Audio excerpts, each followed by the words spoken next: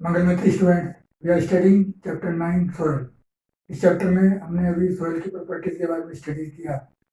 Soil की 3 properties होती है: moisture in soil, percolation rate of water in soil, and absorption of water by the soil. Now we will study about next topic, that is soil and crop. India is a big country and इसके different parts में different types की soil पाई जाती है।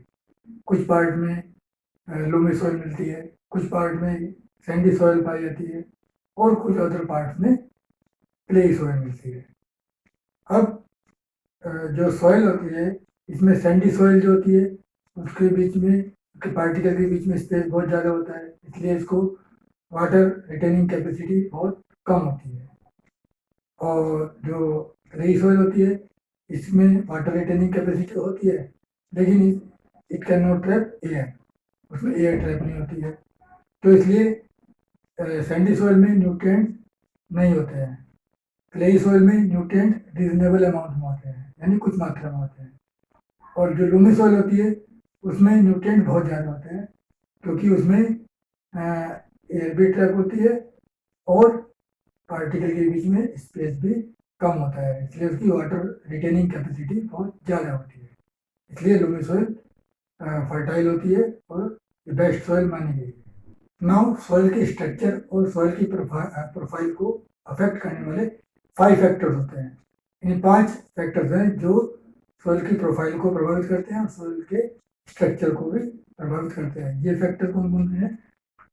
Wind, temperature, rainfall, humidity and light.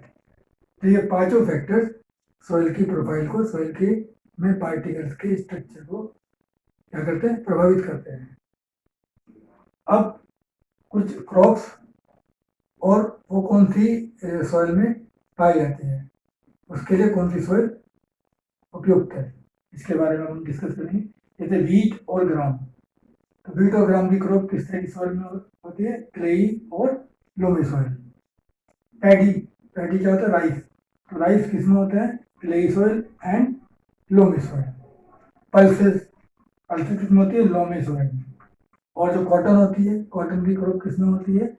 ये होती है Sandy soil में। Now we will take next topic, that is soil erosion. soil erosion को हिंदी में मिट्टी का कटना, मिट्टी का कटाव कहते हैं। तो soil erosion कैसे होता है, क्या प्रोसेस है? Carrying away top soil by wind or by flowing water is called soil erosion. यानी जो soil की सबसे ऊपर की लेयर होती है, अपर मोस्ट लेयर, तो जो टॉप सोइल होती है, हमने पहले स्टडी किया था, जो टॉप सोइल होती है उसमें न्यूट्रिएंट सबसे ज़्यादा होते हैं, फर्टिलिटी उसकी सबसे ज़्यादा होती है, क्योंकि उसमें ह्यूमस सबसे ज़्यादा होता है। तो उसी टॉप सॉइल को कैरी अवे करना बाई विंड के द्वारा और या फ्लोइंग वाटर के द्वारा, तो वाटर के द्वारा या विंड के द्वारा उसको कैरी कर लेना, इसी को हम सॉइल इरोजन कहते हैं। यानी कि क्या होगा, सॉइल इरोजन में जो सॉइल की जो टॉप सॉइल होती है, तो वो क्या हो जाती है? बह जाती है, या तो विंड के द्वारा या फ्लोइंग वाटर के द्वारा, बहते हुए पानी के द्वारा। तो factors responsible for soil erosion. अब हम स्टडी करेंगे कि जो सॉइल इरोजन होता है, मिट्टी का कटाव होता है, उसके लिए क्या रिस्पॉन्सिबल है, क्या क्या फैक्टर्स हैं जो उसके लिए रिस्पॉन्सिबल है। तो इसमें सबसे पहले डिफोरेस्टेशन। डिफोरेस्टेशन का मतलब होता है cutting of trees on large scale. Large scale पर जो ट्रीज की कटिंग हो रही है, आप ये देखते हैं कि आसपास अपने देखते हैं कि पहले यहाँ पर ट्रीज थे, गार्डन थे, खेत थे, वहाँ पर अब क्या होता जा रहा है? ट्रीज कटते जा रहे हैं और एक प्लेन मैदान बनता जा रहा है, रोड बनती जा रही है। तो इससे क्या हो रहा है? ट्रीज के कटने से सॉइल का इरोजन इंक्रीज हो रहा है, बढ़ रहा है, मिट्टी का कटाव बढ़ता जा रहा है। फ्लड, बाढ़ आती रहती है। बाढ़ आने से क्या होता है? जो सॉइल की जो टॉप सॉइल होती है वो बाढ़ के पानी के साथ बह जाती है, इससे क्या होता है? सॉइल इरोजन आता है। और जो नीचे की सॉइल बचती है, नीचे की टॉप सॉइल की नीचे की सॉइल बचती है, वो उतनी फर्टाइल नहीं होती है, तो प्लांट की ग्रोथ के लिए वो उतनी अच्छी नहीं होती है जितनी अच्छी टॉप सॉइल होती है। नेक्स्ट है फॉरेस्ट फायर। जंगलों में आग लग जाती है, जो फॉरेस्ट में लोग रहते हैं उनकी किसी गलती की वजह से क्या होता है, फॉरेस्ट में फायर होती है, जंगलों में आग लग जाती है या बढ़ती चली जाती है।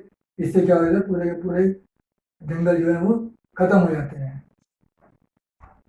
ओवर ग्रेजिंग, ओवर ग्रेजिंग का मतलब है कि जो फॉरेस्ट में के अंदर लोग रहते हैं या उसके आसपास जो लोग रहते हैं, वो अपने पशुओं को चराने के लिए फॉरेस्ट में ले जाते हैं।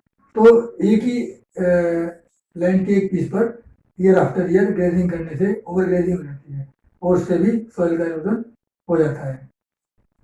Now we will study about prevention of soil erosion. अब इस जो मिट्टी का कटाव है, सॉइल इरोजन, इसको हम कैसे रोक सकते हैं? सबसे पहले एफोरेस्टेशन।